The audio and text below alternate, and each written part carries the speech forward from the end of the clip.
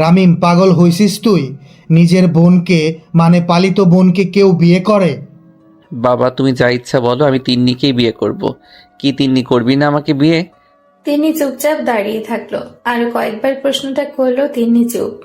তিন্নি তুই বলবি নাকি মারবো তোকে আমি? হঠাৎ ঠাস করে একটা শব্দ হলো, তারপর সব চিৎকার বন্ধ। কোলাহল থেমে থমথমে শান্ত একটা পরিবেশ বিরাজমান হলো। তিনি চলে গেল নিজের রুমে। রামিম ঠায় দাঁড়িয়ে রইল। কামরুল সাহেব বুঝলেন ছেলে পথভ্রষ্ট হয়েছে, নইলে তিন্নিকে কিভাবে বিয়ের কথা বলে। ক্লান্ত না হওয়া পর্যন্ত মারা হলো রামিমকে। ব্যথায় শরীর ছেড়ে দিয়েছে রামিম। নাজনীন বেগম বাদে বাড়ির সবাই শক্ত। তিনিও কিছু বলছে না। বলবে কেন? হোক পালিত বোন, তবে বোন তো, বোনকে কিভাবে বিয়ের কথা বলে? দোতলা বাড়ির ওপরের তলায় পাশাপাশি রুমে থাকে রামিম তিন্নি। রামিমের বয়স যখন 2 বছর, তখন তিন্নির বাবা একটা মেয়েকে নিয়ে আসেন বাড়িতে। তিন্নি মেয়েটার বয়স তখন 1 বছর মাত্র। গ্যাসের সিলিন্ডার ফেটে বাবা মা মারা যায়। তিন্নির বাবা মা পালিয়ে বিয়ে করার কারণে কোনো পরিবারই এই মেয়েটাকে বোঝা বানাতে চায়নি। নাজনীন বেগমের মেয়ের খুব শখ ছিল, এবং কামরুল সাহেবের বন্ধুর পরিবারে এত বড় একটা দুর্ঘটনার পর তিনি মেয়েটার ভবিষ্যতের কথা ভেবে নিজের বাড়িতে নিয়ে আসেন। নিজের মেয়ের মতো করেই মানুষ করেছেন তিন্নিকে। আজ 23 বছর ধরে মেয়েটাকে আগলে রেখেছেন তিনি। মেয়েটা দেখতে খুবই সুন্দর হয়েছে। বিয়ের প্রস্তাব আসছে রোজই। এরই মধ্যে একটা ছেলেকে বেশ পছন্দ হয়েছে তার। ছেলে ব্যাংকে চাকরি করে, ভালো বেতন, দেখতে শুনতেও ভালো। এতদিন আগলে বড় করে একটা ভালো ছেলের কাছে তুলে দিতে পারলেই তার শান্তি। এর মধ্যে রামিম এই কাহিনী করলো। লোকে জানলে কি বলবে? কেউ কি বিয়ে করবে মেয়েটাকে? ছেলেটাকে মেরে নিজেও ঠিক নেই, আড়ালে কেঁদেছেন কয়েকবার। রামিম চুপচাপ ওপরের দিকে তাকিয়ে আছে। ওপাশের রুমটায় তিন্নির রুম। সে কি বুঝতে পারছে না তার প্রচুর কষ্ট হচ্ছে? ডাক্তার এসে ওষুধ দিয়ে গেছে। আপাতত পরিবেশ স্তব্ধ। নিঃশব্দে কেঁদে চলেছেন নাজনীন বেগম আর কাজের মহিলাটা। এ বাড়িতে শব্দ করে কান্না করা নিষেধ। কান্নাকাটির শব্দ শুনতে ভালো লাগে না। কাজের একজন মহিলার নাম রহিমা বেগম। ওরা তাকে রহিমা কাকি নামে সম্বোধন করে। রহিমা কাকি আজ 20 বছর যাবৎ এই বাড়িতে কাজ করছেন। কাজের লোক কেউ ভাবে না, পরিবারের একজন সদস্য হয়ে গেছেন তিনি। পুরো পরিবার সহ এ বাড়িতেই থাকেন তারা। তার স্বামী ড্রাইভার। তাদেরও প্রেমের বিয়ে। রামিমকে দুজনেই নিজেদের ছেলে ভাবেন, আর তিন্নিকে মেয়ে।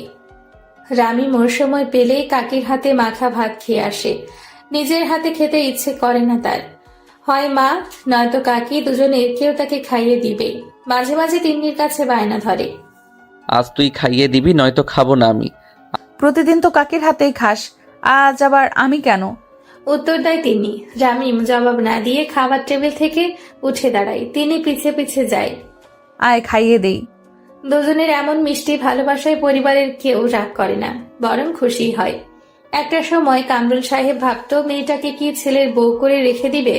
সময় বদলায়। মনের ভেতর শঙ্কা হয়, লোকে কি বলবে? নিজের মেয়ের মতো মানুষ করেছে যে। নাজনীন বেগম রামিমের পাশে বসে বাতাস করছে আর কাঁদছে। এই কান্নায় প্রাণ নেই, নিষ্প্রাণ। রামিমের ইচ্ছে হয় তিনি কি করছে সেটা জানতে। তিনি একবারও আসেনি তাকে দেখতে। ডাক্তার ওষুধ দিয়ে গেছে, খাওয়ার পর খেতে বলেছে। আজ মা বা কাকির হাতে খেতে ইচ্ছে করছে না। তিন্নির হাতে খাবে সে। পাশের রুম থেকে তিন্নি শুনল কথাটা। খাবার আনলো তিন্নি। রুমে ঢুকতে রামিম স্বস্তির নিঃশ্বাস নিল। তবে তিন্নিকে আজ অন্যরকম লাগছে। চোখ মুখ ফুলে গেছে কিছুটা। হয়তো ভালোবাসি বলেনি কেউই, তবে কি ভালোবাসা থাকতে পারে না দুজনের মাঝে? রামিম কখনো বলেনি তিন্নিও। তবে মনে চেপে রেখেছে অফুরন্ত ভালোবাসা। দুজনে জানে সত্যিটা, যে তিন্নি তার আপন বোন না। এমন কত গোধূলি গেছে। তিন্নি রামিমের রুমের পাশে যেতেই একটা শক্ত হাত হ্যাঁচকা টান মেরে তিন্নিকে শক্তভাবে আলিঙ্গন করেছে। কতবার ঠোঁটের খুব কাছে গিয়েও স্পর্শ করা হয়নি। কতবার তিন্নির গরম নিঃশ্বাস রামিমের মুখের উপর পড়েছে তার হিসেব নেই। প্রাইভেটে পা দিয়ে পা ছোঁয়ার প্রতিযোগিতা কতবার হয়েছে তারও হিসেব নেই। এগুলো নিজেদের মধ্যে সীমাবদ্ধ থেকেছে, তবে ভালোবাসি বলা হয়নি কখনো। তিনি রুমে ঢুকে নিজের হাতে খাইয়ে দেয় রামিমকে। ইস, ছেলেটাকে কিভাবে মেরেছে! গালে লাল দাগ পড়ে গেছে। তিনি ছলো ছলো চোখে বলে, রামিম, তোর আর আমার মাঝে অনেক শক্ত একটা দেওয়াল, সম্পর্কের দেওয়াল। তুই আমি চাইলেও এই দেয়াল ভাঙতে পারি না। পাগলামি করিস না। তুই ভালোবাসিস না আমাকে? দম বন্ধ হয়ে আসে তিন্নির। কি উত্তর দিবে সে? তিনি জবাব না দিয়ে উঠে যায়। এ প্রশ্নের উত্তর তার কাছে নেই, হয়তো আছে, সে বলবে না। বলবে কেন? সমাজে বসবাস করতে হলে সমাজের নিয়ম কানুন ও মানতে হয়। রামিমের আর ওষুধ খাওয়া হয় না। মার বেশ ভালোই পড়েছে, তার রিয়াকশন এখন দেখা যাচ্ছে। জ্বর এসে গেছে শরীরে, ব্যথার তো কথাই নেই। রহিমা কাকি এসে গরম তেল মালিশ করে দেওয়ায় কিছুটা ব্যথা কমেছে রামিমের। তিনি রুমে ঢুকে দরজা বন্ধ করেছে, আর খোলা নামগন্ধও নেই। রাতে খেতেও যায়নি সে। কামরুল সাহেব মেয়েটাকে ভীষণ পছন্দ করেন। সে নিজের হাতে প্লেটে করে ভাত আর মাছের মাথাটা নিয়ে রওনা দেয় তিন্নির রুমের দিকে। রামিমের প্রতি বাড়ির সবারই প্রচুর দুর্বলতা আছে। বাড়ির ড্রাইভার মানে রহিমা কাকির স্বামী রোস্তম মিয়া, সেও এসে কামরুল সাহেবকে বলল, আমার ছেলেটাকে মারবেন কেন? ভুল করেছে আমাকে বলতেন, এভাবে মারার কোনো দরকার ছিল? কামরুল সাহেব বেশ অবাক হন। কতটা আপন হলে বাড়ির ড্রাইভার রামিমকে নিজের ছেলে ভাবে। এ বাড়িতে রামিমকে নিয়ে মাথা কামানোর আর কেউ নেই। তবে তার মামা বাড়ির একজন আছে, মেয়েটার নাম তিথি, রামিমের মামাতো বোন। মামা বাড়ি গেলে তিথি চাইতে খুশি কেউ হয়তো হয় না। ছোটবেলায় এক রুমে ঘুমাতো মামা বাড়ি গেলে, এখন বড় হয়ে গেছে, কেমন একটা লজ্জা কাজ করে। তাই দুজন আলাদা রুমে ঘুমালেও ঘুমানোর আগ পর্যন্ত ফেভিকলের মতো পিছু লেগে থাকে তিথি। ছেলেটাকে যে তার এত ভালো লাগে তার অবশ্য কিছু কারণও আছে। কারণ ছাড়া কাউকে ভালো কেন লাগবে? রামিমের চুলগুলো তিথির ভালো লাগে, ঘন কালো আর সিল্কি চুল। এতটা সিল্কি মেয়েদেরও হয় না। রামিম মামা বাড়ি গেলে তিথির ইচ্ছে হয় ছোটবেলার মতো রামিম ওর কোলে মাথা রেখে শুয়ে থাকবে আর তিথি চুলে হাত বুলিয়ে দিবে। এ তো গেল তিথির কথা, এবার রামিমের কথা বলি। রামিম ছেলেটার সাথে তিথির গলায় গলায়। সে সবসময় ঝগড়া করতে চায় তিথির সাথে। দুজন দুজনের প্রতি দুই রকম ইচ্ছে প্রকাশ করে।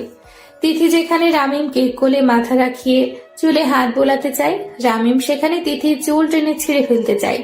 ছোটবেলায় অবশ্য এমন ছিল না, তবে বড় হওয়ার পর এই ইচ্ছেটা তীব্র হচ্ছে রামিমের। দরজায় টোকা দেন কামরুল সাহেব। সারা শব্দ না পেয়ে ডাক দেন, তিন্নিমা দরজাটা খোলো। দরজা খুলে যায়। কামরুল সাহেব রুমে ঢুকতেই তিনি বিছানায় গিয়ে বসে। দেখে বোঝা যাচ্ছে সে কেঁদেছে এতক্ষণ। কেমন একটা গ্লানি দেখা যাচ্ছে তিন্নির চোখে মুখে। শুনলাম খাওয়া দাওয়া নাকি করিসনি? হ্যাঁ বাবা, ভালো লাগছে না। মন খারাপ? না তো, মন খারাপ কেন থাকবে? আয় আমি তোকে খাইয়ে দিই। কামরুল সাহেব ভাত মেখে খাইয়ে দেয় তিন্নিকে। এ বাড়িতে কামরুল সাহেব যা বলেন তাই হয়, তবুও তিন্নিকে মাঝে মাঝে লুকিয়ে লুকিয়ে খাইয়ে দিয়ে যায় কামরুল সাহেব। অন্যরকম ভালো লাগা কাজ করে তার মধ্যে। দরজা খোলাই ছিল। হঠাৎ রহিমা কাকি এসে দেখে বাবা মেয়ের এই দৃশ্য। বেশ কঠিন গলায় বলে, ভাব দেখে আর বাঁচি না, ছেলেকে আত্মরা বানিয়ে রেখে মেয়েকে খাইয়ে দেওয়া হচ্ছে। কামরুল সাহেব আমলে নেন না। বলবেই তো, বলবে না কেন? একবারও তো ছেলেটাকে দেখতে যায়নি সে। ছেলেটার প্রতি কি একটুও ভালোবাসা নেই তার? রাত 2টা, গা ঘামিয়ে জ্বর ছেড়েছে রামিমের, হয়তো আবারও আসবে। শরীরের কয়েক জায়গায় বেশ ফুলে গেছে। ওটা যেন একটা ব্যথার বাক্স। অল্প ছোঁয়া লাগতে সারা শরীরে ব্যথার সাপ্লাই দিয়ে দেয়। পাশের রুমে লাইট জ্বলছে এখনো। রামিম ভাবে, তিন্নি কি ঘুমায়নি? এত রাতে জেগে কেন আছে? অন্য সময় হলে রামিম রুমে যেত, অথবা দেয়ালে লাথি দিয়ে ওর ঘুম ভাঙিয়ে বলতো, লাইট অফ করে ঘুমা, আমার রুমে আলো আসলে আমি ঘুমাতে পারি না। তিন্নির আবার বদ অভ্যেস, রামিমকে জানানোর জন্য রাতে লাইট অন করেই ঘুমায়।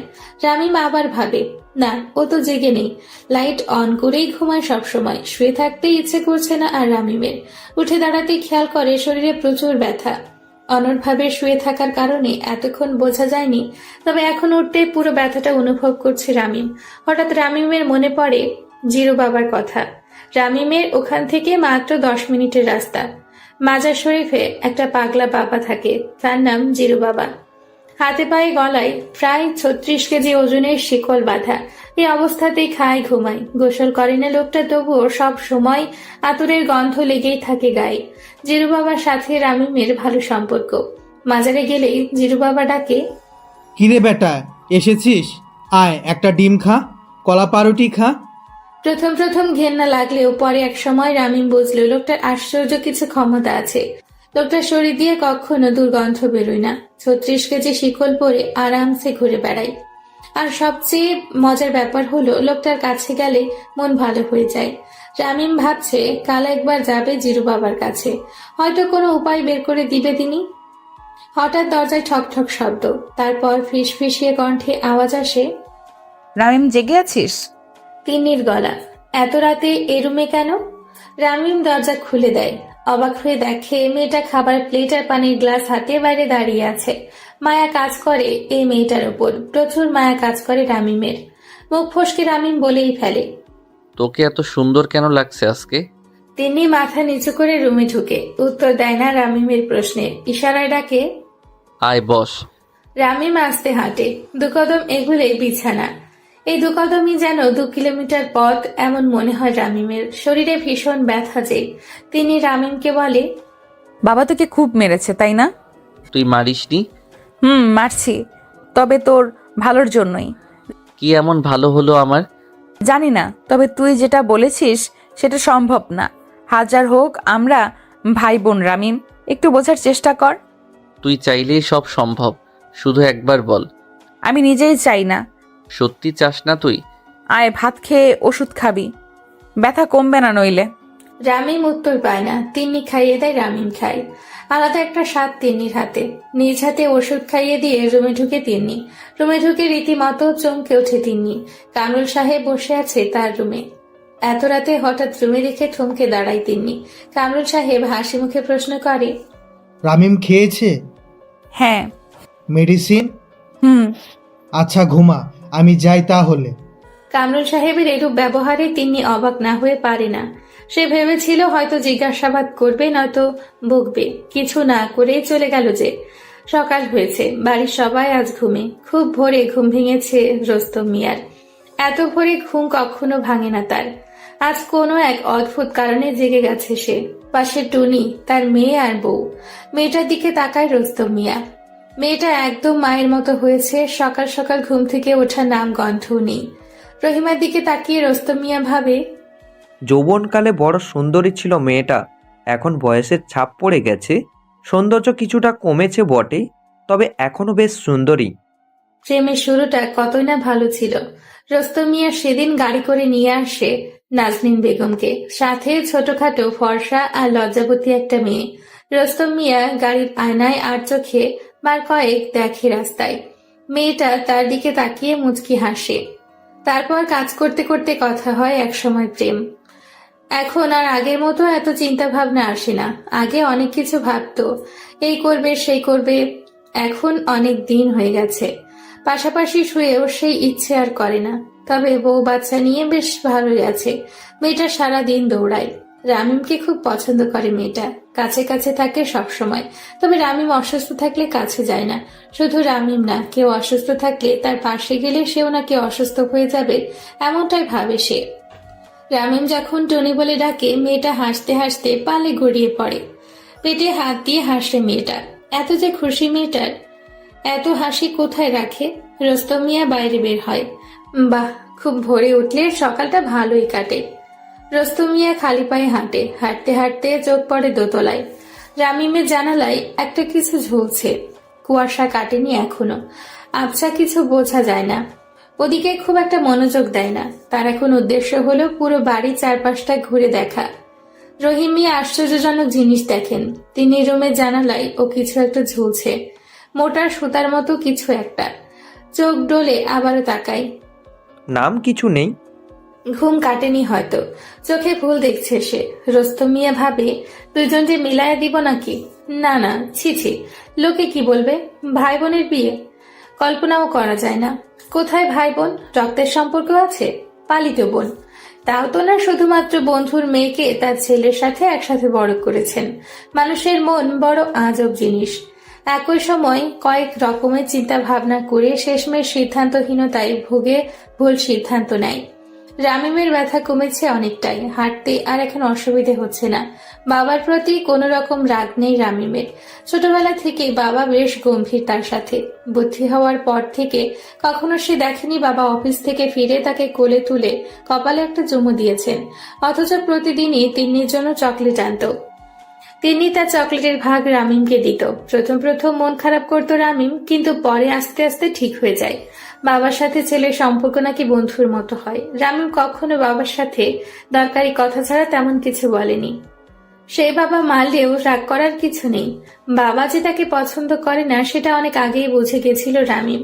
ব্রার সাথে বেলকুনিতে দাঁড়িয়ে রামিম ভাবে, এখান থেকে নিচে লাফ দিলে কেমন হয়? এত যন্ত্রণার অবসান ঘটে যেত, তাই না? দুপা পিছিয়ে আসে রামিম, চোখ বন্ধ করে 3 পা এগুলেই শূন্য। শূন্যে ভাসতে কি মজা লাগে, নাকি দম বন্ধ হয়ে আসে? হয়তো মাটিতে আছড়ে পড়ার আগ পর্যন্ত বেশ ভালোই লাগবে, তারপর যখন দেহটা মাটিতে পড়বে তাজা রক্ত ছিটকে বেরোবে শরীর থেকে। গরম রক্তে কি তখন ভালো লাগবে? না, ভালো লাগার কথা না, তখন যন্ত্রণায় মৃত্যুবরণ হবে। এসব রামিমকে দিয়ে হবে না, ভয় লাগে তার। তবে একটা জিনিস বেশ ভালোই পারে, সিগারেট। বাড়ির সবার থেকে লুকিয়ে সিগারেট খায় রোজই। রামিমের ধারণা বাড়ির কেউই জানে না সে সিগারেট খায়। এ বাড়িতে দুজন মানুষ জানে, যেটা রামিম নিজেও জানে না, তিন্নি আর কামরুল সাহেব। কামরুল সাহেব জেনেও কিছু বলেন না, মাঝে মাঝে ভাবেন কখনো ছেলেটাকে আদর স্নেহ ভালোবাসা কোনোটাই দিতে পারেনি। তবে আজ শাসন কেন করবে? অধিকার নেই তার। এ ভেবে কিছু বলে না। 2 দিন বাইরে যাওয়া হয়নি, যে ব্যথা বাইরে কিভাবে যাবে? এখন ব্যথা কম, আজ যেতে হবে। জিরু বাবার সাথে দেখা না করে ভালো লাগছে না তার। খাবার টেবিলে কথা বলে না রামিম, চুপচাপ খায়। পাশে কামরুল সাহেব ছেলেটার দিকে তাকাবে না করেও বারবার দেখছে রামিমকে। তার মনের ভেতর কি চলছে কে জানে। তিনিও চুপচাপ। ওই ঘটনার পর থেকে নাজনীন বেগমও দরকার বাদে কোনো কথা বলেনি কামরুল সাহেবের সাথে। বাড়ির সবাই চুপচাপ, শুধু টুনি বাদে। ও দিব্যি চিল্লায়, এটা করে ওটা করে। ওর এখন ভীষণ আনন্দ। বাড়ির কেউ কিছু বলে না, কেউ শাসনও করে না, যা ইচ্ছে করে বেড়াচ্ছে। ভালো থাকারই কথা। খাওয়া শেষ, রামিম ডাকে, এই টুনি বড়ি আমার রুমে আয় তো। না, যাব না তোমার সাথে। তোমার সাথে গেলে আমি অসুস্থ হয়ে যাব। আমি সুস্থ হয়ে গেছি, এই দেখ হাঁটছি, কথা বলছি। সত্যি তো? হুম। আচ্ছা, চলো। রামিমের পিছু পিছু টুনি রুমে যায়। বলো কি বলবে? আগে পাপ্পি দে একটা। টুনি মেয়েটা খিলখিল করে হেসে ওঠে। ছোট বাচ্চাদের সব অবস্থাতেই ভালো লাগে, আল্লাহ বানিয়েছেনই এমন করে। হাসি থামিয়ে টুনি বলে, চাচু, তুমি বড় ফাজিল হয়েছ। তিন্নি আন্টির থেকেও পাপ্পি চাও, আমার থেকেও চাও। তিন্নির থেকে চাই সেটা তুই কিভাবে জানলি? টুনি বিজ্ঞদের মতো গম্ভীর ভাব নিয়ে বলে, আমি এবারে সব খবর রাখি। তাহলে আমার একটা কাজ করে দে। কি কাজ? দেখ তো পাশের রুমে তিন্নি আছে কিনা। আমি ও রুমে যাব না। আচ্ছা, দেখতেছি। টুনি ইনোসেন্ট একটা ভাব নিয়ে হাসি মুখে তিন্নির রুমে যায়। তিন্নি রুমে নেই। ফিরে এসে বলে, রামিম বিছানার নিচে থেকে চকলেট বের করে মেয়েটার হাতে দেয়। টুনি খুশি হয়ে একটা পাপ্পি দেয় রামিমকে। টুনি চলে যায়। রামিম আবার বিছানার নিচে হাত দেয়। এক কোণে একটা প্যাকেট, 2টো সিগারেট আছে। জানালা বন্ধ করে সিগারেট ধরে রামিম। 11টা বেজে গেছে। রামিম বাসা থেকে বেরিয়ে রাস্তার পাশে টঙের দোকানে বসেছে। ছোট মামা টেলিফোন করে জানিয়েছে সে আসবে, কিন্তু বাসায় যাবে না, তাই এখানে বসা রামিমের। তবে রামিম ভেবে রেখেছে আজ মামাকে নিয়ে জিরু বাবার কাছে যাবে। বয়স কত হলো, এখনো বিয়ে করেনি কেন? এর একটা বিহিত করতে হবে। পকেটে টেলিফোনটা আবারও বেজে ওঠে রামিমের। মামা, কোথায় তুমি? কখন এসে বসে আছি। তুই একটু বাসায় আয়, আমি কাজে ব্যস্ত আছি। বিরক্ত মুখে ফোন কেটে দেয় রামিম। এখন আবার 11 মিনিট হাঁটো। তবে দেখা করাটা মনে হয় জরুরি, তাই মামা ডেকেছে, যেতেই হবে। যেতে যেতে ছোট মামার বিবরণ দেই।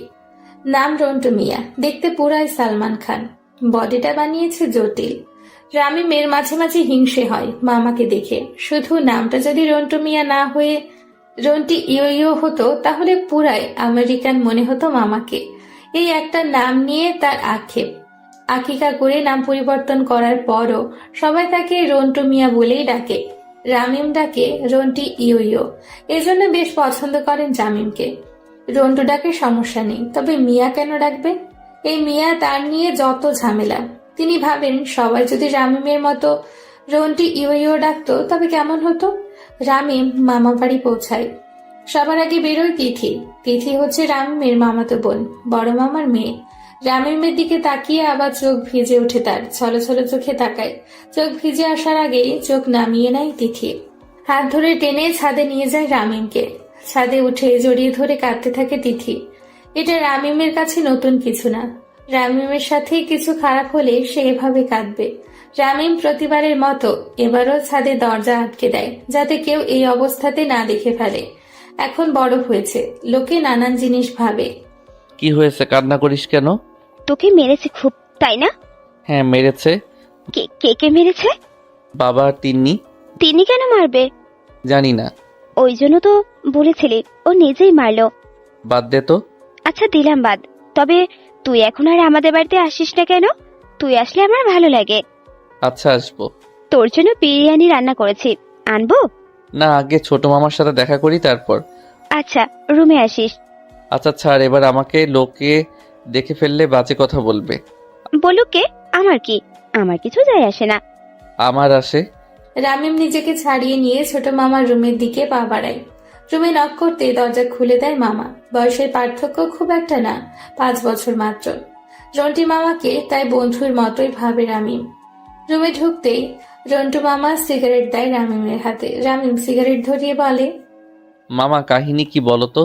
আজ হঠাৎ সিগারেট খাচ্ছ? ভাগ্নে বড় বিপদে আছি, তোর সাহায্য দরকার। কি সাহায্য মামা? ভাগ্নে আমি বিয়ে করেছি, কিন্তু বাসায় কিভাবে জানাবো বুঝতেছি না। রামিম সিগারেট ফেলে মামার মুখের দিকে তাকায়। এখন নেশা সিগারেটে না, মামা চোখের দিকে তাকালেই নেশা লেগে যাবে রামিমের। রন্টি মামা, ইয়ো তুমি বিয়ে করেছো? আসতে বল শালা। সরি ভাগ্নে, বল পেইনে আছি, কি বলছিস তার ঠিক নেই। বুঝছি, চলো তোমার ব্যবস্থা করতে হবে। কোথায় যাবি? জিরু বাবার কাছে, তিনি একটা হেস্তনেস্ত করেই দিবে। রন্টু মিয়া রামিমের পিছু পিছু হাঁটে। জিরু বাবাকে ভয় লাগে তারপরও যাচ্ছে।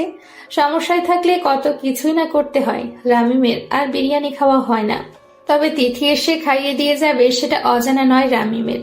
তিথি এত কষ্ট করে রান্না করেছে আর রামিমকে খাওয়াবে না, এটা হতেই পারে না। জিরু বাবা রামিমকে দেখে খুশি হয়, কাছে ডাকে, বাবা আয়, অনেকদিন আসিস না, তোরে খুব দেখতে ইচ্ছা করছিল কয়দিন ধরে। বাবা ক্ষুধা লাগছে। কলা পাউরুটি খাবি? খিচুড়িও আছে মাংসের। তুমি খাওনি?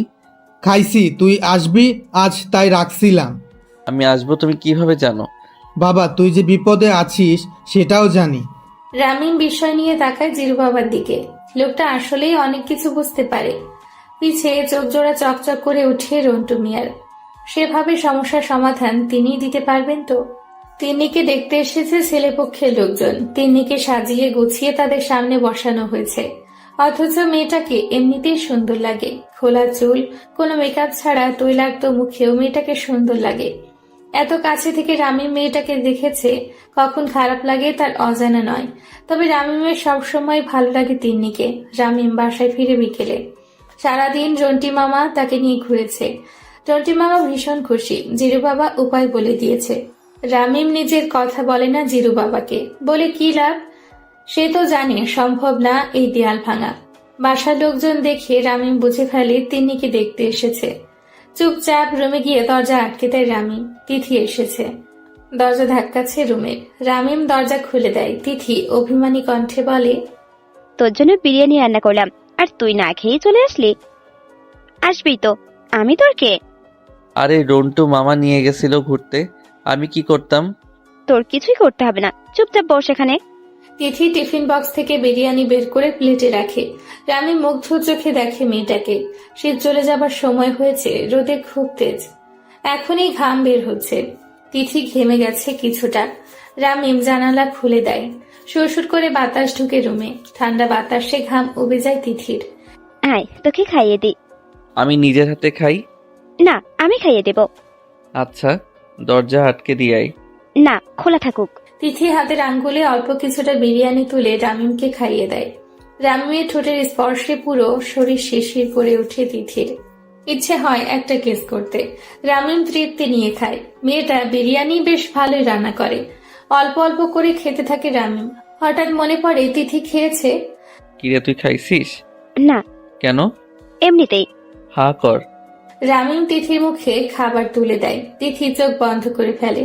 রামিম ছেলেটাকে বড্ড বেশি ভালোবাসে তিথি।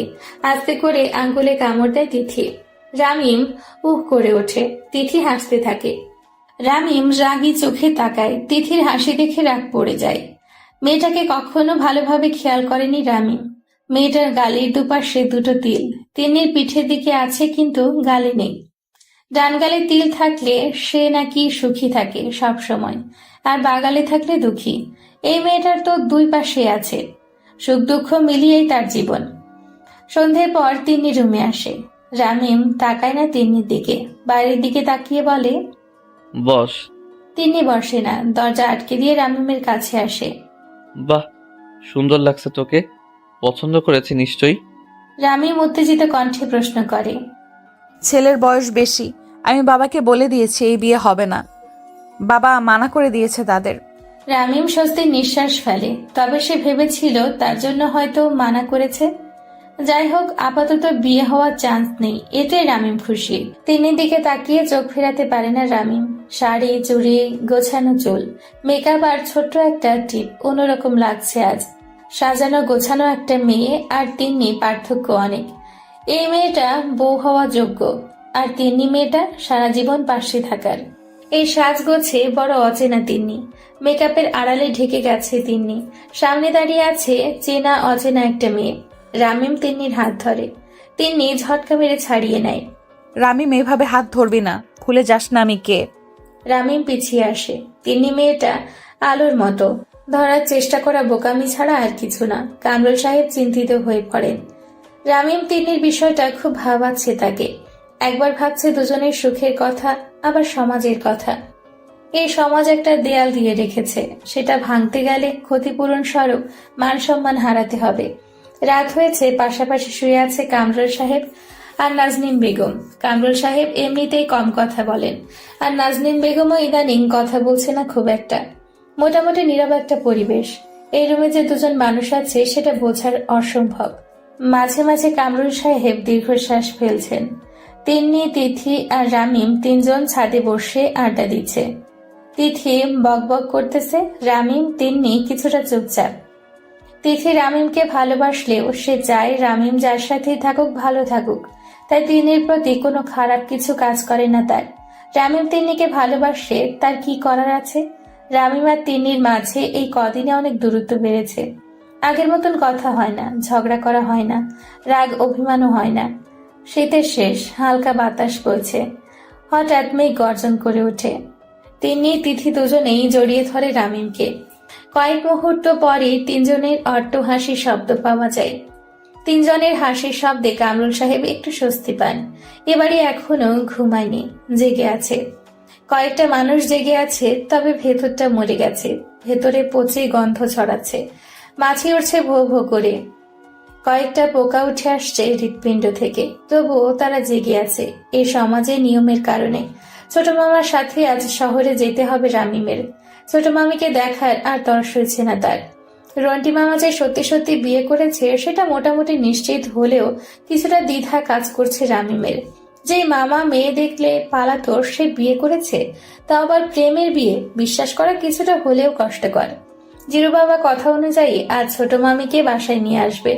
সকাল থেকেই ফোন দিয়ে যাচ্ছে রন্টু মিয়া। রামিমের ফোনটা বেজেই চলেছে, রিসিভ করা নামগন্ধ নেই। রন্টু মিয়া কিছুটা চিন্তায় পড়ে গেছে। রামিম গেছে মামাতো বোন তিথির সাথে কথা বলতে, কারণ ও বাড়িতে সবাই একজনকেই খুব ভালোবাসে, সেটা হলো তিথি। বড় মামা ভীষণ রাগী, তার রাগের বহিঃপ্রকাশ একবার দেখেছিল রামিম। বড় মামি ছোট মামা দুজনকেই মেরেছিল। রামিম তিথি তখন খুব ছোট, বয়স 7 হবে। সামনে যে যাচ্ছে তাকেই ধাক্কা মেরে সরিয়ে দিচ্ছে, নয়তো মারছে। এমন অবস্থায় তিথি সামনে গিয়ে দাঁড়ায়। রামিম সেদিন প্রচুর অবাক হয়েছিল। তিথিকে দেখে বড় মামা চলে গেল। রামিম ভাবে তিথি মেয়েটার চোখে অনেক মায়া। যত রাগ থাকুক না কেন, ও চোখের দিকে তাকালে সব রাগ পানি হয়ে যায়। সেদিনের পর থেকে রামিম তার বড় মামার আশেপাশে খুব একটা ভিড়ে না। শেষমেশ সিদ্ধান্ত হলো তিথি ওর সাথে যাবে। অগত্যা তিনজনে রওনা দিল শহরের উদ্দেশ্যে। রামিমরা যে গ্রামে থাকে তা নয়, তবে শহর থেকে একটু ভেতরে। সব ধরনের সুবিধাই আছে, শুধু কোলাহল নেই, শহরের ব্যস্ততা নেই, ট্রাফিক পুলিশ নেই, না আছে গাড়ির হর্নের শব্দ। ঠান্ডা বাতাস বয়ে যাচ্ছে, কোকিলের ডাক শোনা যায়। সকালে পাখির কিচিরমিচির শব্দে ঘুম ভাঙে, শহরের মতো গাড়ির হর্নের শব্দে না। রন্টু মিয়াকে বেশ খুশি খুশি লাগতেছে। ট্যাক্সিতে পিছে একটা সিট, সামনে দুইটা। ড্রাইভারের পাশে দুজন বসেছে, রামিম, তিথি আর রিন্টু মিয়া পেছনে। তিথি জানালার পাশে, রামিম মাঝখানে, ও পাশে রন্টি মামা। রামিম খেয়াল করলো তিথিও বেশ হাসি খুশি আজ। একটু পর পর রামিমের দিকে চেপে বসছে আর মুচকি হাসছে। প্রেমের লক্ষণ বেশ ভালোই বুঝে রামিম, তাই এখন দূরে দূরে থাকে তিথির থেকে। ছোট মামির নাম ঝর্ণা ইসলাম। বেশ পানি পানি ভাব আছে নামটাতে, মজা করে বলে রামিম। মেয়েটা দেখতে ভালো, উচ্চতাও ভালো, তবে চুলগুলো ছোট ছোট। রামিম হাসি খুশি থাকার চেষ্টা করতেছে, কিন্তু পারতেছে না। সে ভাবতেছে তিন্নি যেদিন বিয়ে হবে ও তো চলে যাবে তাকে ছেড়ে। সে কি আটকাতে পারবে ওকে? মনটা ভারী হয়ে যায় রামিমের। এবার সামনে বসেছে ড্রাইভার মশাই, বেজায় খারাপ। ভুঁড়ি নিয়ে নড়তে পারে না, কিন্তু গাড়িতে বসিয়েছে 5 জন মানুষ। তার ভুঁড়ির প্রশস্ততা একটা সিট দখল করেছে, তার পরও পাশে 2 জন বসিয়েছে। সেদিকে খেয়াল নেই রামিমের। একবার তিন্নির কথা ভাবতে শুরু করলে আর বাইরের পৃথিবীর কথা মনে থাকে না তার। কথা অনুযায়ী জিরু বাবা এসেছে রামিমের মামা বাড়ি। বেশ হাঁক ডেকে বলে চলেছে তাদের সংসারের উন্নতি আসতে চলেছে, ভালো কিছু হবে আজ। বড় মামা বড় মামি বাইরে এসে দেখবে সব। তার কিছুক্ষণ পরেই রন্টি মামা, রামিম, তিথি বাড়িতে প্রবেশ করবে এমনটাই প্ল্যান করা। প্ল্যান মতো সবকিছু হলেও বড় মামাকে কিছুতেই মানানো গেল না রন্টু মামার বিয়ের ব্যাপারটা। ঝর্ণা ইসলাম ওরফে ছোট মামি আর রন্টি মামাকে নিয়ে নিজের বাড়িতে ফিরল রামিম। মা আর বোন, এই 2 জন মানুষ সব সময় দুর্বল। রামিম দেখলো তার মা বেশ খুশি হয়েছেন রন্টু মামার বউকে দেখে। রুমে এসে ঘুমালো রামিম। আপাতত কদিন এখানেই থাকবে রন্টু মামা। নিচতলায় একটা রুম সবসময় ফাঁকা থাকে, সেখানে তাদের ব্যবস্থা করে দিয়েছেন নাজনীন বেগম। রামিম স্বপ্নে দেখে তন্নিকে নিয়ে পালিয়ে বিয়ে করেছে সে। ছোটখাটো একটা সংসার, প্রচুর ভালোবাসাবাসী। ছোট্ট একটা ঘর, জানালার পাশে কয়েকটা রজনীগন্ধা ফুলের গাছ, টিনের চালে কয়েকটা ফুটো, সেখান দিয়ে সূর্যের আলো গোলাকার হয়ে রুমে ঢুকে ছড়িয়ে যায়। বর্ষাকালে টুপটাপ পানি পড়ে ছিদ্র দিয়ে। ছোট ছোট সীসার কলস দেওয়া ফুটোর নিচে টুপটাপ শব্দ হচ্ছে। রামিম তিনি ঘুমিয়ে আছে একে অপরকে জড়িয়ে। হঠাৎ কয়েক ফোঁটা পানি রামিমের মুখের উপর পড়ল। ঘুম ভেঙে গেল রামিমের। বাস্তবেও ঘুম ভেঙে গেছে। রামিম ভাবে, পালিয়ে গেলে কেমন হয়? চলে গেলাম এই শহর থেকে দূরে, বহু দূরে। শহর পেরিয়ে আরেকটা শহর, তারপর আরেকটা। এভাবে যেতে যেতে একটা নদীর ধারে ছোট্ট একটা গ্রাম পড়বে, সেখানে দুজনে থাকবো। পালিয়ে গেলে কেমন হয়? চলে গেল এই শহর থেকে দূরে, বহু দূরে। শহর পেরিয়ে আরেকটা শহর, তারপর আরেকটা। এভাবে যেতে যেতে একটা নদীর ধারে ছোট্ট একটা গ্রাম পড়বে, সেখানে দুজনে থাকবে। কয়েকদিন কেটে যায়। রন্টু মিয়াকে মেনে নিয়েছে বাড়ির লোকজন। মেনে না নিয়ে কি করবে? বয়স তো কম হয়নি। এখন বিয়ে না করলে কখন করবে? জিরু বাবাকে 500 টাকার 2টা নোট দিয়ে এসেছে রন্টু। ইদানিং কানর সাহেব একটু বেশি টেনশনে আছেন বলে মনে হচ্ছে নাজনীন বেগমের। কথা বলে না, চুপচাপ থাকে। এসব দেখে নাজনীন বেগম আর চুপ থাকতে পারে না। কি হয়েছে তোমার? কিছু না। তাহলে এমন চুপচাপ? তুমিও তো কথা বলো না। আমি কি দেওয়ালের সাথে কথা বলবো নাকি চেয়ার টেবিলের সাথে? আগে বলবে তো। আমি তো রাগ করে বলিনি, তাই বলে তুমিও বলবে না? বুঝলে নাজু, ছেলে মেয়েকে নিয়ে খুব চিন্তা হচ্ছে, উল্টাপাল্টা কিছু না করে বসে। আমি বলছিলাম কি, তিন্নিকে বউ করে রেখে দিই, আমাদের কাছেই থাকলো মেয়েটা। তুমি ভেবে বলছো? এটা হয় না, বুঝলে? সমাজ বলে একটা জিনিস আছে। ছেলেটাকে দেখেছো? সবার আগে ছেলে মেয়ের সুখ, তারপর বাকি সব। তুমি বুঝবে না নাজু, বুঝলে এই কথা বলতে না। নাজনীন বেগম শুয়ে পড়ে। যে বোঝার চেষ্টাও করবে না তাকে বুঝিয়ে কি লাভ? মাঝরাতে তিনি রামিমের রুমে আসে। রামিম চোখ ডলতে ডলতে দরজা খুলে দেয়। তিনি চোখ তুলে তাকাতে পারে না রামিমের দিকে। রামিম প্রশ্ন করে, ইদানিং এত রাতে আমার রুমে কেন আসিস? তিনি কিছু বলে না, চুপচাপ তাকিয়ে থাকে রামিমের দিকে। হা করে কি দেখছিস? কিছু না, তোর নাকি শরীর খারাপ, তাই দেখতে এলাম। আমার শরীরে তো কবই ভালো হয়ে গেছে। ও, তাহলে হয়তো ভুল দেখেছি, তুই ঘুমা। তিনি রুমে যাওয়ার জন্য পা বাড়াতেই রামিম হাত ধরে ফেলে তিন্নির। তিনি একবার বল না ভালোবাসি। আমি এই সমাজ, এই দেয়াল, সব নিয়ম ভেঙে ফেলবো। তিনি আজও জবাব দেয় না, হাত ছাড়িয়ে নেয়। রামিম আবারও টান মেরে বুকে জড়িয়ে নেয় তিন্নিকে। দোতলায় এত রাতে কেউ আসে না, তাই ভয় পায় না রামিম। ঠোঁটের নিচে আঙ্গুল রাখে তিন্নির, একটা হাত কানের নিচ দিয়ে গলা ছুঁয়ে যায়। তিন্নির গরম নিঃশ্বাসটা অনেকদিন পর অনুভব করে রামিম। তিনি ছাড়িয়ে নিতে পারেন না নিজেকে। ঠোঁটের খুব কাছাকাছি এসে রামিম থেমে যায়, কানের কাছে মুখটা নিয়ে বলে, তুই আমাকে বিয়ে না করলে রামিম মরে যাবে তিন্নি, তুই দেখে নিস। তিনি ছলছল চোখে তাকায় রামিমের দিকে। অন্ধকারে কেউ কাউকে দেখতে পায় না, আর চোখের পানিও না। এজন্য রাগ ভালো লাগে, কাঁদলেও কেউ দেখতে পায় না। বিষণ্ণতাগুলো অন্ধকারেই চাপা পড়ে থাকে। পাত্রপক্ষ আবারও দেখতে এসেছে তিন্নিকে। কয়েকটা ছেলে ভালো ছিল, তবে তিন্নিকে বিয়ে করে অস্ট্রেলিয়া নিয়ে যাবে সেজন্য মানা করে দিয়েছেন কামরুল সাহেব। এবারে ছেলেটা বেশ ভালো। তিথি এসে তিন্নিকে সাজিয়ে দিয়েছে। ছেলেটা দেখতে শুনতে বেশ ভালো, নাম কবির, বিএসসি ইঞ্জিনিয়ার, ভালো চাকরি করে, বেতনও ভালো, বয়সও কম। এবার আর কোনো সমস্যা নেই। ছেলে পক্ষ দেখে চলে যায়। কামরুল সাহেব কিছুটা খুশি। মিষ্টি হাতে রামিমের রুমে ঢুকে। রামিম শুয়ে শুয়ে বই পড়ছিল। কামরুল সাহেব বলল, রামিম, নে মিষ্টি খা। রামিম সরাসরি উত্তর দেয়, তোমাদের খুশির খবর, তোমরা মিষ্টি খাও, আমার মিষ্টি খাওয়ার কোনো কারণ নেই। রামিম, তিন্নির বিয়ে ঠিক হয়ে গেছে। আশা করি কোনো ঝামেলা করবি না তুই। যদি করিস তবে আমার মরা মুখ দেখতে হবে তোকে। পারবি তো বাবার লাশ কাঁধে তুলতে? রামিম থমকে যায়। কামরুল সাহেব চলে যেতেই দরজা আটকে কাঁদতে থাকে রামিম। এছাড়া আর কি করার আছে তার? কামরুল সাহেব খুব কঠিন একটা চাল চেলেছেন। পাকা খেলোয়াড়রা কখনো কাঁচা চাল চালে না। কামরুল সাহেব জানেন এবার আর রামিম কোনো সমস্যা করবে না। রামিমের এবার আর কিছু করার নেই। ইট সিমেন্টের দেওয়ালে এবার পাথর দিয়ে আরেকটা বাঁধন দেওয়া হয়েছে।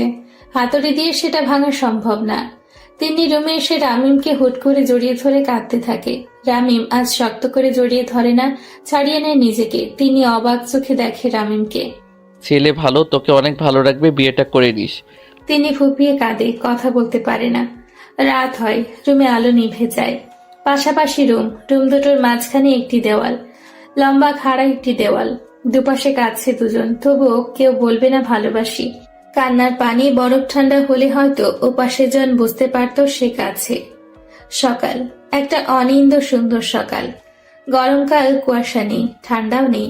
মাথার উপর বৈদ্যুতিক পাখা ঘুরছে। জানালার ফাঁক দিয়ে সূর্যের আলো প্রবেশ করছে রুমে। ঘুম ভেঙে যায় তিন্নির। মেয়েটা এ বাড়িতে সবচেয়ে বেশি অসহায়। রামিম তবুও তিন্নিকে বলতে পারে সে তাকে ভালোবাসে, কিন্তু তিন্নির হাত পা বাঁধা, সাথে মুখটাও। সে বলতেও পারে না নিজের মনের অব্যক্ত কথাগুলো। কেটে যায় আরো কিছুদিন। তিন্নির বিয়ের দিন ঘনিয়ে আসছে। রামিম ছেলেটা অসহায়ের মতো শুধু তাকিয়ে দেখে তিন্নিকে। কান্না মিশ্রিত চোখে গলা ভারী করে একটা দীর্ঘশ্বাস ফেলে সিগারেটে টান দেওয়া ছাড়া কিছু করার নেই তার। মানুষ মাঝে মাঝে কিছু পরিস্থিতিতে পড়ে যেখানে দুইটা উপায় থাকে। একটা হলো পারবো না, আরেকটা তুই করিস না। তুই করিস না কথাটা অনেক বড় একটা শর্তের বিনিময়ে হয়। এমন একটা কথা যেটাকে অমান্য করা যায় না। অমান্য করলে কয়েকটা মানুষের জীবন নষ্ট হয়ে যাবে। এর থেকে নিজের কষ্টটা মেনে নেওয়াটাই উত্তম মনে করে মানব জাতি। তবে বিবেকহীনরা অন্য দলে, তারা একবার যা ভাবে তা করবেই। ছাদে দাঁড়িয়ে আছে তিথি আর রামিম। তিথি একটা কথা বলেছে রামিমকে, খুব ছোট্ট একটি কথা, তবে কথাটার প্রতিক্রিয়া থেকে যাবে সারা জীবন। কখনো হয়তো ক্ষত হয়ে জ্বলবে, আবার কখনো আগুন হয়ে পোড়াবে, কখনো বা বরফ শীতল অনুভূতি দিবে। রামিম জানে না কোনটা হবে, তবে রামিমের উত্তর একটাই, তিন্নি ছাড়া আমার জীবনে কেউ আসবে না। তিথি আজ কান্না করে না, হাস্যোজ্জ্বল একটা মুখ নিয়ে মনে মনে বলে, রামিম, তুই সত্যিই তিনিকে ভালোবাসিস? আমি তোর কেউ না? তিথি চলে যায়। কিছু গল্পের সমাপ্তি এভাবেই হয়ে যায়। কিছু গল্প থেকে যায়, জ্বালায়, পোড়ায়, কাদায়, ভাবায়, আবার হাসায়। কখনো কখনো এমন মনে হয় যে একটা কিডনি নেই, বাম পাশটা খালি। কখনো বা মনে হয় আমার হৃৎপিণ্ড ডান পাশে। এরকম হাজারো ভাবনায়, কল্পনায় থেকে যায় কিছু গল্প। রামিম দুদিন হলো বাসায় ফিরে না। শিহাবের বাড়ি থাকে। শিহাব রামিমের বন্ধু। বাড়ি না ফেরার কারণ নিশ্চয়ই অজানা নয় কারোরই। রামিমের এত কোলাহল ভালো লাগে না। এত মানুষজন, এত ভিড়, কেন এত মানুষ বাড়িতে? তিন্নির গায়ে হলুদ আজ, কাল বিয়ে। এত তাড়াতাড়ি যে বিয়ের ডেট পড়ে যাবে সেটা কেউ ভাবেনি। তবে তিন্নিকে তাদের এতটাই পছন্দ হয়েছে যে এই এত তাড়াতাড়ি বিয়ের ব্যবস্থা। কামরুল সাহেব খোঁজ নিয়ে শিহাবদের বাড়িতে আসেন। রামিম চিৎপটাং হয়ে শুয়ে শুয়ে সিগারেট টানছিল। কামরুল সাহেব রুমে প্রবেশ করেন। রামিম অবাক হয় না, সিগারেটও ফেলে না। কেউ আসেনি এমন একটা ভাব নেয় রামিম। কামরুল সাহেব রাগান্বিত হয়ে দ্বিতীয়বারের মতো রামিমের গায়ে হাত তুলেন। চড় খেয়ে চোখ থেকে চশমাটা খুলে মেঝেতে পড়ে গেছে। রামিম মুচকি হেসে কামরুল সাহেবের পিছু পিছু যায়। সে জানেও না কেন মারল, সিগারেট খাওয়ায় নাকি বাসায় না যাওয়ায়। অবশ্য বাসায় না থাকলে তারই ভালো, এমনটাই ভাবে রামিম। রামিম পিছু পিছু হাঁটে আর মনে মনে ভাবে, আমি তোমার কথা রাখবো বাবা। বাহ, বাড়িটা তো বেশ ভালোই সাজিয়েছে। আজ রামিম তিন্নির বিয়ে হলে কতই না ভালো হতো। দুজনেই আজ হাসতো, একে অপরকে দৌড়ে হলুদ মাখাতো। কখনো আলাদা হতে হতো না তাদের। আগের নিয়মেই চলতো তাদের বৈবাহিক জীবন। কেউ কাউকে ওগো শুনছো ডাকতো না, ডাকতো রামিম এদিকে আয় তো। রামিম হয়তো রাগ করে ঝগড়া করতো না, তিনি ভুল করলে চুল টেনে দৌড় দিত। দুটো বাচ্চা সবসময় বাচ্চাই থেকে যেত। কিন্তু আজ বুকে কষ্ট চেপে হাসি মুখে দেখতে হচ্ছে তিন্নির বিয়ের কাজ, কারণ সমাজ কি বলবে। রামিম বাসায় আসার পর আর বাইরে বের হয়নি। ধোয়ায় কেসে উঠে রামিম, দম বন্ধ হয়ে আসে তার।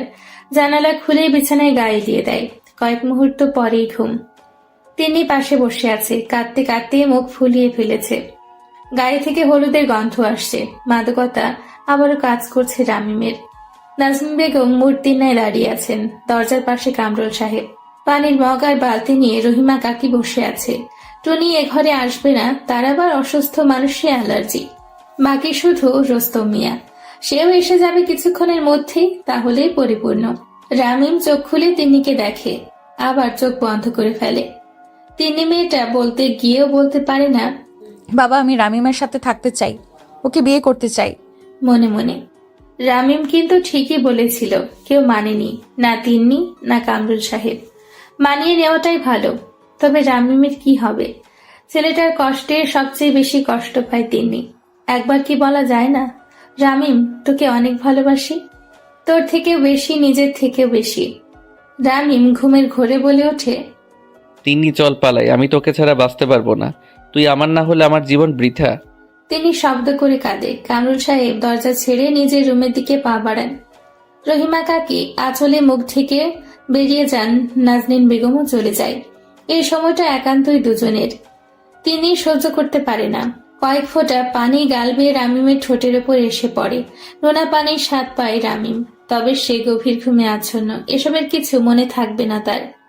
যদি ঘুমিয়েও মানুষ দেখতে পেত, তবে লুকানোর কিছু থাকতো না। আপন মানুষটা যে তার মুখের দিকে তাকিয়ে চোখে জল ফেলছে, সেটা জানা যেত। মাথার পাশে বসে কান্না করার চাইতেও মনে হয় ভালোবাসি বলাটা বেশি সহজ ছিল।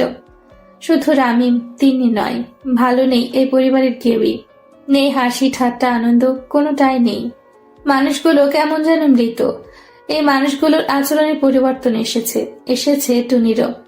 আগের মেয়েটা অনেক দুষ্টুমি করত, এখন গম্ভীর থাকে। আসলে ছোটরা বড়দের দেখে শিখে। এই মেয়েটাই হয়তো বড় হয়ে একদিন বলবে, প্রেম ভালোবাসা ভালো না, এসব করলে মানুষ মারা যায়, বাইরেও ভেতরেও। তারপর চশমাটা খুলে আড়ালে চোখ মুছে ভাবে রামিম আর তিন্নির কথা। বড় আজব লাগে তাই না? পৃথিবীর নিয়মই এটা, না পৃথিবী না প্রকৃতি। রামিমের ঘুম ভাঙে, উঠে বসে সে। রুমটাতে একটা বাজে রকমের গন্ধ আসছে, সহ্য হচ্ছে না। তবে খানিক পরেই বুঝতে পারল তার মুখ থেকে বেরোচ্ছে গন্ধটা।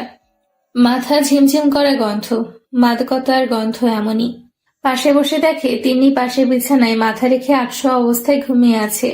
মেয়েটা তো সিগারেটের গন্ধ সহ্য করতে পারে না। এই গন্ধ কিভাবে সহ্য করছে কে জানে। রামিম রুম স্প্রে মেরে তিন্নির গালে হাত রাখে। একটা চুমু আজ খেতেই হবে, নইলে ইচ্ছেটা অপূর্ণ থেকে যাবে রামিমের। যদিও অবৈধ, তবে বৈধ কিছু তো কেউ মানল না, এটুকুতে ক্ষতি কি। রামিম তিন্নির কপালে একটা চুমু খায়, দীর্ঘ একটা চুমু। দম নেয় না রামিম, শ্বাস বন্ধ করে রাখে আর ভাবে যদি এভাবে মৃত্যু হয়ে যেত তবে কতই না ভালো হতো। দম ফুরিয়ে যায়, না চাইলেও নিঃশ্বাস নেওয়া হয়। অথচ এভাবে শ্বাস বন্ধ করে শেষ নিঃশ্বাসটা ফেলতে পারলে সব দুঃখ ঘুচে যেত। রামিম ব্রাশ হাতে নেয়, আরেকবার তিন্নির দিকে তাকিয়ে মুচকি হাসে। এ হাসি আনন্দের নয়, শত বেদনা মিশ্রিত না পাওয়ার হাসি। এ হাসি বিজয়ের নয়, কিছু মানুষের মন রক্ষার্থে পরাজয় স্বীকার করার হাসি। ওয়াশরুমে যেতে তিন্নি চোখ মুছে। ঘুমোয়নি সে, জেগেই ছিল। ভালোবাসাটা মিথ্যে নয়, মিথ্যে এই সমাজের নিয়ম। দুটো মানুষ এতটা ভালোবাসে নিজেদের, কিন্তু সমাজ বলে ভাই বোনের আবার ভালোবাসে কিসের? পৃথিবী ধ্বংসের সময় হয়েছে, নইলে কি এসব দেখতে হয়? কিন্তু পৃথিবীতেই যে অহরহ পরকীয়া হচ্ছে। একজনের বউ 10 জনের সাথে সম্পর্ক করছে, আবার একজনের স্বামীও কত মেয়ের সাথে সম্পর্কে আবদ্ধ হচ্ছে। সমাজে এটা নিষিদ্ধ নয়, গোপনে সবই চলছে। আর এদিকে ভাই বোন না হওয়া সত্ত্বেও দুটো মানুষকে পৃথিবীর সর্বোচ্চ সাজাটা দেওয়া হচ্ছে। তিনি মেয়েটার খুব ইচ্ছে হচ্ছে রামিমকে নিয়ে পালানোর। কাল বিয়ে, আজ এসব চিন্তা ভাবনা কোনোভাবেই মাথা থেকে নামাতে পারছে না তিনি। মায়া বেড়ে গেছে ছেলেটার প্রতি। তিনি ভাবে শেষ মুহূর্তে একটা অলৌকিক কিছু হোক, মিলে যাক দুজনে। রাত হয়েছে, বাড়ি ভর্তি মেহমান। নিচে সবাই আড্ডা দিচ্ছে, কত আনন্দ করছে সবাই। কামরুল সাহেবকে দোতলা থেকে লক্ষ্য করে রামিম, সেও অনেক খুশি। সব খুশি মাটি করে দিয়ে তিন্নিকে নিয়ে পালাবে না সে। এ পরিবারে হাসি খুশিটা বজায় থাকুক, রামিম না হয় সবার হাসির কারণ হয়ে নিজে কেটে যাবে। তবে এ বাড়িতে কয়েকজন মানুষের মুখে হাসি নেই, রোস্তম মিয়া, নাজনীন বেগম আর রহিমা কাকি। তিন্নির তো ভীষণ ব্যস্ততা, শাড়ি গয়না আর নানা রকম জিনিস নিয়ে সে ব্যস্ত হয়ে গেছে। এত মানুষের মাঝেও রামিম আজ একা, এটাই একাকিত্ব।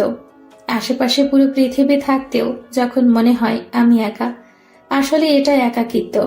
খালাতো ভাই বোনেরা এসেছে, রামিমকে জোর করে ছাদে নিয়ে গেল। মদ্যপান এ বাড়িতে নিষিদ্ধ নয়। কোনো বড় অনুষ্ঠানের সময় বিলেত থেকে আনানো হয় কয়েক বোতল মদ। এবারও এসেছে, তারই 2 বোতল নিয়ে ছাদের গেট লাগিয়ে দিল শোভন, অনিক, রাহাত।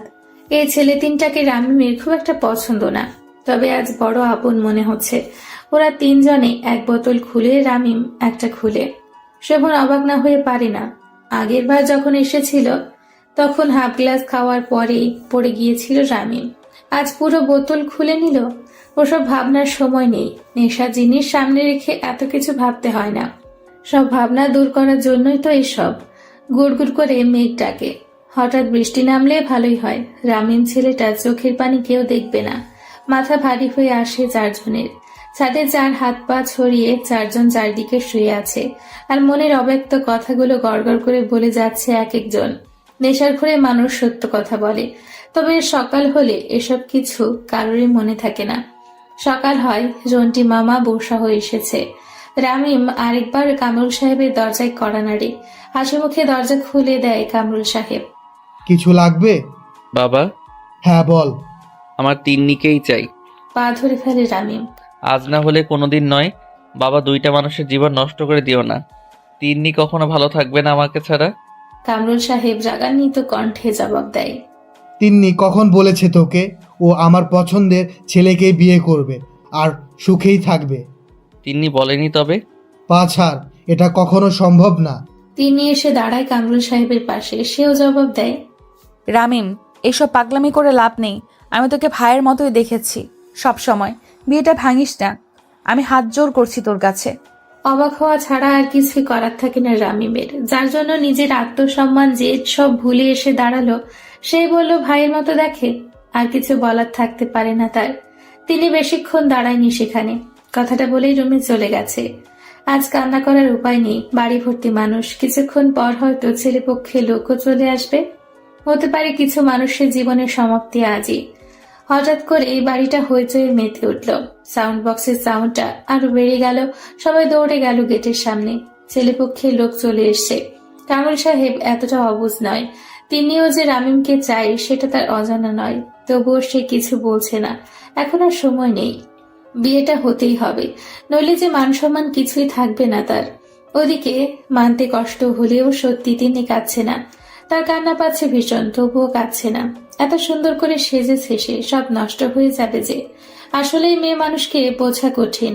রামিম শেষবারের মতো তিনি রুমে আসে। চোখের দিকে তাকাতেই চোখ নামিয়ে নেয় তিনি। তিন্নি, বল। চল পালাই। কেউ মেনে নিবে না আমাদের। আমি জানি তুইও আমাকে ভালোবাসিস, কেন এমন করছিস? রামিম, আমি তোকে ভালোবাসি না। এই পরিবারে শুধু আমি আব্বুকেই ভালোবাসি, তার কথা অমান্য করতে পারবো না আমি। তিন্নি, আমি কথাটা শেষ করতে দেয় না তিন্নি রামিমকে, বের হয়ে যেতে বলে। অসহায়ের মতো রামিম তাকায় তিন্নির দিকে। আজ সে ব্যর্থ, কারোর কাছে মূল্য নেই রামিমের ভালোবাসার। না বুঝলো কামরুল সাহেব, না বুঝলো তিন্নি। তবে থেকে কি হবে পৃথিবীতে, তার আপন বলতে পরিবারের লোকগুলাই, তারা সবাই আজ মুখ ফিরিয়ে নিয়েছে। কেউ কি বুঝছে না রামিমের অনেক কষ্ট হচ্ছে? দরজার পাশে দাঁড়িয়ে কামরুল সাহেব তাদের কথোপকথন শুনেন, তবুও সে তার সিদ্ধান্তে অটল। দুইটা মানুষ যে কিভাবে জ্বলে পুড়ে ছাই হয়ে যাচ্ছে সেদিকে কোনো খেয়াল নেই তার, শুধু বাইরেটা ঝলমল করছে সেটাই দেখছেন তিনি। বিয়ের কাজ চলছে, আশেপাশে অনেক মানুষ, কিন্তু তিনি চোখজোড়া একজনকেই খুঁজে চলেছে। কিন্তু রামিম তো নেই, সে তো এতটাও শক্ত নয়, সে নিজের চোখে দেখতে পারবে না তিন্নির বিয়ে। মেয়েটাকে বড্ড ভালোবাসে যে রামিম। রামিম কোথায় তা কেউ জানে না, স্বয়ং লেখকও জানে না। এ সময় কামরুল সাহেবের মনে কি চলছে কে জানে। তবে তিন্নির চোখ ঝাপসা হয়ে আসছে, সে বারবার তাকাচ্ছে এদিক ওদিক, কোথাও রামিম নেই। কাজী সাহেব এসেছেন বিয়ে পড়াতে, বারবার বলছেন কবুল বলতে, সেদিকে তিন্নির কোনো প্রক্ষেপ নেই। চোখের সামনে ভেসে ওঠে পুরনো স্মৃতিগুলো, মনে পড়ে যায় রামিমের কথাগুলো। উঠে দাঁড়ায় তিন্নি, বিয়েটা করছে না সে। কামরুল সাহেবের সামনে গিয়ে বলে, বাবা আমি বিয়েটা করতে পারলাম না, এর চাইতে যে মরে যাওয়াই ভালো। কামরুল সাহেব কিছু বলে না, তবে সে নিজেও জানে না কেন জানি তার ঠোঁটের কোণে অস্ফুট একটা হাসি চলে আসে। তিনি দৌড়ায় রামিমের ঘরে, বাইরে থেকে দরজা নক করে তিনি। দরজা খুলে না, ধাক্কা দিতে দরজা খুলে যায়, তবে ঘরে রামিম নেই। বিছানার উপর পড়ে আছে একটা চিরকুট। তিনি বিছানায় বসে চিরকুটটা হাতে নেয়। ওদিকে বাড়ির হইচই থেমে গেছে, ছেলে পক্ষের লোকজন রাগ করে নানান কথা বলে চলে যাচ্ছে। যাবেই বা না কেন? এত কিছুর পর মেয়ে বলল বিয়ে করবে না। হঠাৎ তিন্নির বুক কেঁপে ওঠে, হাত থেকে কাগজটা পড়ে যায়। দরজার পাশে এসে দাঁড়ায় কামরুল সাহেব। তিনি আপাতত কোনো কথা বলছেন না, তবে বুঝতে পারছেন সবই। তিনি খুশি, কারণ অনেক ভাবার পর তিনি বুঝতে পেরেছেন রামিম আর তিন্নি দুজন দুজনের পরিপূরক। এরা একে অপরকে ছাড়া কেউ ভালো থাকতে পারবে না। কি আসে যায় সমাজে কি বলল তাতে, বাঁচবেই আর কয়দিন। ছেলে মেয়ের মুখে যদি হাসি নাই দেখতে পেল, তবে কিসের ভালো থাকা এই পৃথিবীতে। তিনি থম মেরে বসে আছে, কোনো কথা বলছে না। কামরুল সাহেব চিঠিটা হাতে নিয়ে পড়তে শুরু করেন। প্রিয় বাবা, আশা করি ভালো আছো। অবশ্য তোমার ভালো থাকার জন্যই আমি চলে যাচ্ছি। আমি জানি এতক্ষণে তিন্নির বিয়েটা হয়ে গেছে। তুমি এবার খুশি তো বাবা? জন্মের পর থেকে আজ পর্যন্ত তোমার কোনো কথা ফেলিনি আমি। তবে তুমি কখনো আমাকে আদর করনি, সারাটা জীবন আমাকে অবজ্ঞা করে গেছো। মনে আছে তোমার? তুমি তিন্নিকে কোলে করে নিয়ে স্কুলে যেতে, আমি পাশে তোমার শার্টের কোনায় চোখ মুছতাম। তোমার হাতের আঙ্গুল ধরেও কোনোদিন স্কুলে যাওয়ার সৌভাগ্য আমার হয়নি। বাবা, মনে পড়ে কি তুমি রোজ খাবার টেবিলে বসে তিন্নিকে খাইয়ে দিতে? জানো, আমারও খুব ইচ্ছা হতো তোমার হাতে খাবো, কিন্তু সেটাও কোনোদিন হয়ে ওঠেনি। আমি অসহায়ের মতো শুধু চেয়ে দেখতাম। তখন এত কিছু বুঝতাম না, তবে এটুকু বুঝতাম তোমার আমাকে পছন্দ না। তুমি রোজ অফিস থেকে ফেরার সময় তিন্নির জন্য চকলেট আনতে, কই কোনোদিন তো আমাকে চকলেট দাওনি। কখনো তো অফিস থেকে ফিরে আমাকে কোলে তুলে একটা চুমু খাওনি। সবসময় তিন্নিকে আদর করেছো। আমি ওর আশেপাশে থাকতাম যাতে আমাকেও একটু আদর করো। কি দোষ ছিল আমার বাবা? কেন এমন করতে? তারপর একটু বড় হলাম, বুঝতে শিখলাম তোমার আমাকে পছন্দ নয়। আমি তোমার থেকে দূরে থাকতাম। তখনও কষ্ট হতো, কখনো মুখ ফুটে বলতে পারিনি। আজ বললাম, কারণ এটাই শেষ কথা। বাবা, এত কিছুর পরও না আমি তোমাকে ভালোবাসতাম, তাই তিন্নির ব্যাপারটা বলেছিলাম তোমাকে। ভেবেছিলাম হয়তো এই ইচ্ছাটা পূরণ করবে। আর তিন্নি, তোর হয়তো বিয়ে হয়ে গেছে। যাই হোক, তোকে অনেকটা ভালোবাসতাম। মনে পড়ে একদিন স্কুল থেকে আসার সময় তোর পায়ে কাটা বিঁধেছিল। আমি সেদিন নিজের পা ব্লেড দিয়ে কেটে তোর সাথে খুঁড়িয়ে হেঁটেছিলাম। তোর কাছে কাছে থাকতাম সব সময়, কারণ তোকে আমি ভালোবাসতাম। কখনো বলা হয়নি, তবে বাসতাম। তুই আর বাবা দুজনের কাছেই গিয়েছি আমি। কেউ বুঝিসনি আমার কষ্টটা। তুইও স্বার্থপরের মতো একা করে ফেললি আমাকে। যাই হোক, ভালো থাকিস, সুস্থ থাকিস, আর পারলে পাগলটাকে ভুলিস না। আমি কোথায় যাচ্ছি জানি না, হয়তো এটাই এই পৃথিবীতে আমার শেষ দিন। তবে এটুকু বলতে পারি, আমি মরে গেলে আমার লাশটাও ওই কামরুল সাহেব দেখতে পাবেন না। তার কাছে মান সম্মানটাই সবার আগে। আম্মুকে দেখে রাখিস, আর টুনিকে পড়ালেখা করাবি, ওকে উকিল বানাবি। আমার শেষ আবদারটা রাখিস। জানি এখন আর ভালোবাসি বলার অধিকারটা নেই, তবুও বললাম ভালোবাসি। আপাতত পরিবেশ শান্ত। কামরুল সাহেব আজ কাঁদবেন, বেশ আয়োজন করেই কাঁদবেন। তিনি মেয়েটা মানসিক ভারসাম্য হারিয়ে ফেলেছে। নাজনীন বেগম শব্দ করে কান্না করছেন। এ বাড়িতে আর কোনো দিন সুখ আসবে না। বাড়িটা আজ মরে গেল। রামিম চলে গেছে 2 বছর হলো। তিনি এখনো দরজার পাশে বসে থাকে রামিম ফিরবে বলে। সত্যি কি ফিরবে? ছেলেটাকে হারিয়ে কামরুল সাহেব ভালো থাকতে পারেননি। মেয়েটারও এই অবস্থা দেখে তিনি আর নিতে পারেন না। তারও ইচ্ছে হয় মাঝে মাঝে সবাইকে ছেড়ে চলে যেতে। এই পরিবারটাকে নিজে হাতে হত্যা করেছেন তিনি। তিনি রোজ কল্পনায় ভাবে রামিম আসবে, এসে দরজা নক করবে, সে খুলে দিতে তিনিকে জড়িয়ে ধরবে রামিম। রাত হলে লাইট জ্বালিয়ে ঘুমানোর অপরাধে কান মলে দিবে। খাবার টেবিলে বসে পা ছোঁয়াছুঁয়ির প্রতিযোগিতা হবে। বিকেল হলে ছাদে বসে আড্ডা দেওয়া হবে। আর একটা মেয়ে হবে তাদের, নাম হবে সুকন্যা। মেয়েটাকে নিয়ে প্রথম রামিম যাবে জিরু বাবার কাছে। তিনি কিছুটা রাগ করবে, তবে আবার রাগ কমে যাবে মেয়েটার হাসিতে। রাত হলে মেয়েটাকে পাশে রেখে মেয়ের বাবার বুকে মাথা রেখে ঘুমাবে তিনি। এরকম শত কল্পনায় তার দিন কাটে। রামিম আসবে, অবশ্যই একদিন আসবে। সত্যি কি আসবে, নাকি দেওয়াল ভাঙতে না পেরে দেওয়ালের নিচে চাপা পড়ে মারা গেছে রামিম?